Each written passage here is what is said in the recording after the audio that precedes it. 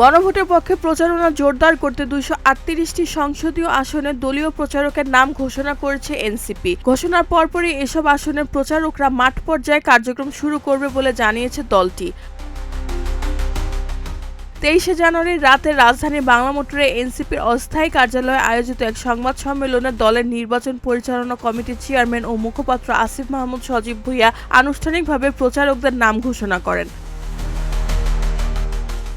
সংবাদ সম্মেলনে আসিফ মাহমুদ সজীব ভুঁইয়া বলেন, গণভোটের প্রচারণা ও হ্যাঁকে জয়যুক্ত করার লক্ষ্যে এনসিপি ব্যাপক সচেতনতা কর্মসূচি ও নানা ধরনের কর্মসূচি গ্রহণ করবে।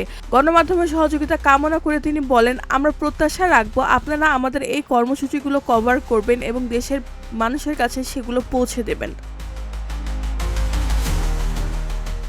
সরকারি উদ্যোগের পাশাপাশি প্রচারণা ঘাটতির কথা উল্লেখ করে আসিফ মাহমুদ বলেন, আমরা দেখছি সরকারি উদ্যোগ সহ বিভিন্নভাবে গণভোটের প্রচারণা চালানো হচ্ছে, কিন্তু তা অনেকটাই কম। একেবারে প্রান্তিক এলাকায় জনগণ ও প্রত্যেকটি গ্রাম অলিতে গুলিতে গণভোটের বার্তা পৌঁছে দেওয়া জরুরি।